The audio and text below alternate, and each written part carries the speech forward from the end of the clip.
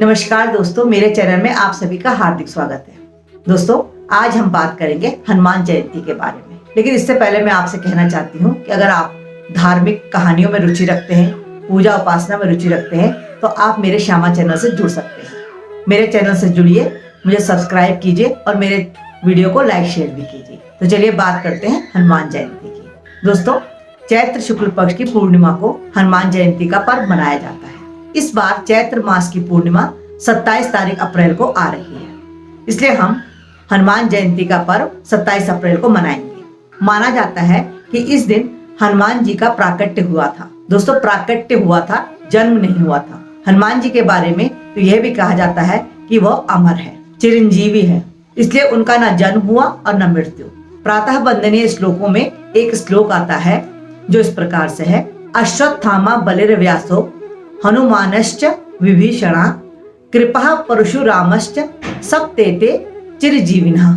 यानी कि इन 7 लोगों का नाम दे रखा है: अश्वत्थामा, विभीषण, बलिराजा, व्यास जी, और इनमें हनुमान जी का नाम भी है, कृपाचार्य और परशुराम जी। यह 7 को चिरंजीवी बताया गया है, इसलिए हनुमान जी चिरंजीवी है। जैसा कि मैंने आपको बताया कि चैत्र मास की पूर्णिमा तिथि को हनुमान जी का प्राकट्य हुआ था, अवतरण हुआ था, इसलिए हम इस दिन को हनुमान जी के अवतरण का पर्व मनाते हैं। इस दिन पूरे देश में जगह जगह पर धार्मिक आयोजन किए जाते हैं, राम कथाओं का आयोजन किया जाता है, हनुमान जी की पूजा उपासना विशेष रूप से की जाती है और इस दिन को हनुमान जी का आशीर्वाद पाने के लिए श्रेष्ठ दिन बतलाया गया है। संभवतः हमारे सनातन धर्म में सभी घरों में हनुमान चालीसा पढ़ी जाती है। जय हनुमान ज्ञान गुण सागर, जय कपीस तिहुँ लोक उजागर, राम दूत अतुलित बल धामा, अंजनी पुत्र पवन सुत नामा। हनुमान चालीसा की ये चौपाइयाँ हमारे मन को शांति तो प्रदान करती ही हैं, साथ ही हमारे आत्मविश्वास में बढ़ोतरी करती हैं। इसलिए हम और पूजा उपासना भले ही न कर पाए, लेकिन हमें सुबह शाम हनुमान चालीसा का पाठ जरूर करना चाहिए और अपने बच्चों को भी इसकी आदत डलवानी चाहिए। दोस्तों, हनुमान जी की पूजा उपासना करने से हमें संकटों को दूर करने में मदद मिलती है, हमें संघर्षों से लड़ने की शक्ति प्रदान होती है और हनुमान जी को, जैसा कि आप जानते हैं, संकट मोचन भी कहा जाता है। इसलिए अगर हमें जीवन में कभी कोई संकट आ गया हो तो संकट मोचन का पाठ करने से हमें बहुत ज्यादा लाभ होता है।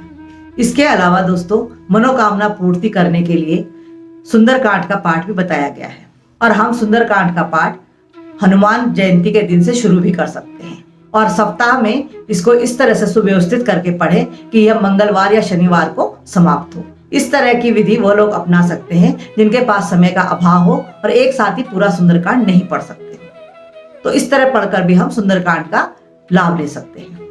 दोस्तों, रोगों से अगर हम त्रस्त हैं तो हनुमान पाहुक का पाठ सबसे चमत्कारी पाठ बताया गया है और इस पर मैं पहले ही एक वीडियो डाल चुकी हूँ। तो इस तरह हनुमान जी की हम पूजा उपासना करके कई लाभ उठा सकते हैं। ग्रहों की शांति के लिए बजरंग बाण का पाठ करना बहुत ज्यादा उपयोगी बताया गया है।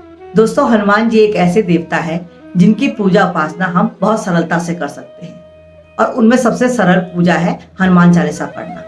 हनुमान जयंती के दिन हनुमान जी का आशीर्वाद प्राप्त करने के लिए हमें सबसे पहले सुबह स्नान ध्यान करके हनुमान जी की पूजा उपासना का संकल्प लेना है। दोस्तों, हनुमान जी की पूजा उपासना अभिजीत मुहूर्त में करने से ज्यादा सफल होती है, ज्यादा फलदायी होती है और सुबह 11 बजे से 12 बजे के बीच को अभिजीत मुहूर्त कहा जाता है। तो इस समय हम हनुमान जी की पूजा उपासना करने के लिए बैठे, एक चौकी पर लाल वस्त्र बिछाएं, उस पर पहले राम जी की मूर्ति या तस्वीर जो भी हमारे पास उपलब्ध है उसे रखें।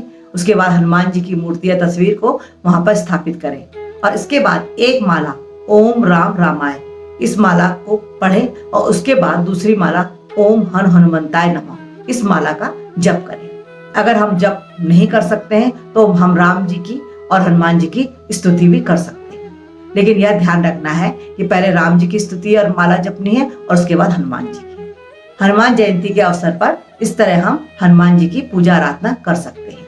इस बार हनुमान जयंती के दिन का शुभ मुहूर्त 26 अप्रैल की दोपहर 12 बजे से शुरू हो रहा है, जो कि 27 अप्रैल पूर्णिमा के रात्रि 9 बजे तक रहेगा। यह हनुमान जयंती के दिन का मैंने आपको शुभ मुहूर्त बताया। इस दिन जिस समय भी आपको समय लगे, आप हनुमान जी की पूजा आराधना कीजिए और उनसे आशीर्वाद पाइए। दोस्तों, हनुमान जयंती के दिन हनुमान जी को चमेली के तेल का दीपदान करना भी बहुत शुभ माना गया है। उनके चरणों में सिंदूर चढ़ाना भी बहुत शुभ माना गया है। उन्हें चोला चढ़ाना, उन्हें सिंदूर चढ़ाना भी बहुत शुभ माना गया। लेकिन महिलाएं चोला चढ़ा सकती हैं, चमेली के तेल का दीपदान भी कर सकती हैं, लेकिन सिंदूर चढ़ाना उनके लिए निषेध माना गया है। सिंदूर की जगह पर हम लाल गुलाब का फूल या गुलहड़ का फूल चढ़ा सकते हैं। इससे भी हनुमान जी बहुत प्रसन्न होते हैं। चैत्र मास की पूर्णिमा को, जिस दिन हनुमान जी का अवतरण माना गया है, यह दिन हनुमान जी से कई तरह के आशीर्वाद लेने के लिए बहुत ही सर्वश्रेष्ठ कहा गया है। हनुमान जी को भूमि पुत्र भी कहते हैं। इसलिए अगर हम संपत्ति का लाभ उठाना चाहते हैं तो इस दिन इस संकल्प को लेकर भी हम हनुमान जी की पूजा उपासना कर सकते हैं। दोस्तों, मैंने अपने पिछले वीडियो में आपको बताया था कि नव संवत्सर का राजा भी मंगल है और मंत्री भी मंगल है, और मंगल का स्वभाव होता है युद्ध का। और जैसा कि आप जान रहे हैं, आजकल हम बहुत बड़े युद्ध से गुजर रहे हैं, और वो है कोरोना। कोरोना के साथ हमारा ये युद्ध है जो अनवरत चल रहा है पिछले साल से।